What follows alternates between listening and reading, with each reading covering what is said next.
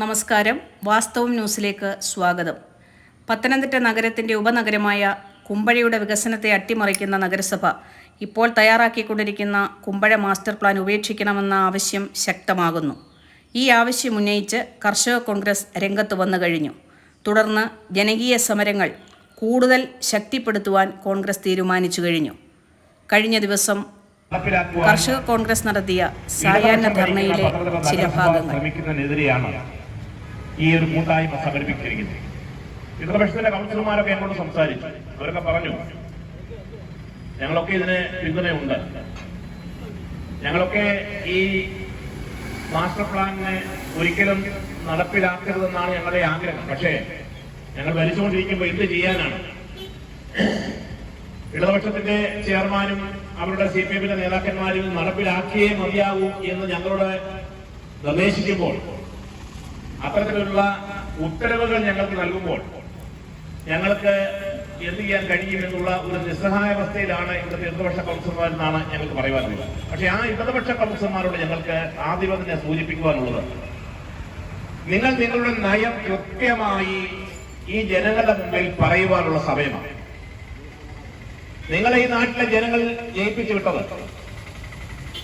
ഈ നാട്ടിൽ വികസനങ്ങൾ ഉണ്ടാകുവാനും പുരോഗതി ഉണ്ടാകുവാനും വേണ്ടിയിട്ടാണ്.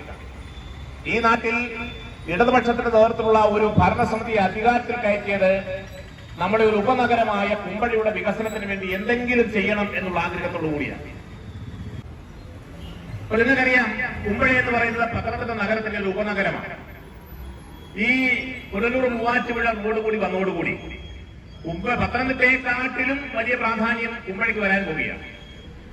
ഇവിടുത്തെ കടകമ്പോളങ്ങളിൽ ഉള്ള ആളുകൾ, ഇവിടുത്തെ തട്ടുകടക്കാർ, ഇവിടുത്തെ ഓട്ടോറിക്ഷക്കാർ, ഇവിടുത്തെ സാധാരണക്കാർ എല്ലാവർക്കും പ്രയോജനം ചെയ്യുന്ന ഒരു റോഡായിട്ട് ഇത് മാറിക്കഴിഞ്ഞു. അങ്ങനെയുള്ള സാഹചര്യത്തിലാണ് ഈ നഗരസഭ ഇപ്പോൾ പറയുന്നത്, ഇപ്പോഴുള്ള റോഡ് പോരാ, ഈ റോഡിൽ നിന്നും ഇനിയും ഒരു 9 മീറ്റർ കൂടി വീണ്ടും വർദ്ധിപ്പിച്ച് ഈ കടകളൊക്കെ ഒന്ന് പൊളിക്കണം. ഈ നാട്ടിലെ എല്ലാ കടകളും മുഴുവനത് പൊളിച്ച് നമ്മൾ ഈ റോഡിന് 30 മീറ്റർ ആക്കണം എന്നാണ് നഗരസഭയും നഗരസഭയുടെ ചെയർമാനും ഇവിടെ ജനങ്ങളോട് പറഞ്ഞിരിക്കുന്നത്. ഇത് കേൾക്കുവാൻ ഈ നാട്ടിലെ ജനങ്ങൾ തയ്യാറാകുന്നു. അതാണ് ഞങ്ങൾക്ക് അറിയേണ്ടത്. ഇടതുപക്ഷത്തിലെ കൗൺസിലർമാർ ഇതിന് മറുപടി പറയണം. നിങ്ങൾ ഈ വാർഡുകളിലൊക്കെ വിജയിച്ചു പോയല്ലോ. ഈ കടകൾ പൊളിക്കുവാൻ, ഈ നാട്ടിലെ ആരാധനാലയങ്ങളുടെ കുരിശടികൾ പൊളിക്കുവാൻ, ഇവിടുത്തെ സ്കൂളുകൾ പൊളിക്കുവാൻ, വിദ്യാഭ്യാസ സ്ഥാപനങ്ങൾ, വിവിധ വിദ്യാഭ്യാസ സ്ഥാപനങ്ങൾ, ഈ റോഡരികിലുള്ള വിദ്യാഭ്യാസ സ്ഥാപനങ്ങൾ പൊളിക്കുവാൻ, മറ്റ് വികസനകരമായ കാര്യങ്ങൾ ഉണ്ടാക്കിയിട്ടുള്ള പല സ്ഥാപനങ്ങളും പൊളിച്ചു നീക്കുവാൻ, നിങ്ങൾ കൂട്ടുനിൽക്കുവാൻ നിങ്ങൾക്ക് സാധിക്കും. നമുക്കറിയാം, ഒരു മാസ്റ്റർ പ്ലാൻ എന്ന് പറയുമ്പോൾ ഇവിടുത്തെ ജനങ്ങൾക്കറിയാം എന്താണ് മാസ്റ്റർ പ്ലാൻ. ഒരു നാടിന്റെ പുരോഗതിക്ക് വേണ്ടി ദീർഘവീക്ഷണത്തോടുകൂടി ചെയ്യേണ്ട ഒരു കാര്യമാണ് മാസ്റ്റർ പ്ലാൻ. ആ മാസ്റ്റർ പ്ലാൻ പ്രകാരമാണ് നഗരത്തിന്റെ ഓരോ വികസന കാര്യങ്ങളും ചെയ്യുന്നത്. അപ്പൊ പത്തനംതിട്ട നഗരസഭയിൽ വർഷങ്ങളായി ഒരു നഗരസഭയുടെ മാസ്റ്റർ പ്ലാൻ തയ്യാറാക്കാൻ വേണ്ടി ശ്രമിച്ചുകൊണ്ടിരിക്കുകയാണ്. ആ ശ്രമത്തിന്റെ ഒരു അന്ത്യം കണ്ടത് ഞാൻ ചെയർമാനായിരിക്കുമ്പോൾ UDF-ന്റെ കൗൺസിലാണ് അതിന്റെ ഒരു പൂർണ്ണമായ ഒരു അന്ത്യത്തിലേക്ക് എത്തുവാൻ സാധിച്ച പത്തനംതിട്ട നഗരത്തിന്റെ മാസ്റ്റർ പ്ലാൻ. ഇപ്പൊ നമുക്കറിയാം, പത്തനംതിട്ടയിലെ റിംഗ് റോഡുകൾ, ആ റിംഗ് റോഡുകൾ വന്നു. ആ റിംഗ് റോഡുകൾ വന്നതോടുകൂടി പത്തനംതിട്ട നഗരത്തിന്റെ മുഖച്ഛായ ആകമാനം മാറി. അത് ശരിയാണ്. പക്ഷെ അതുകൊണ്ട് മാത്രം വികസനം ഉണ്ടാകുമോ?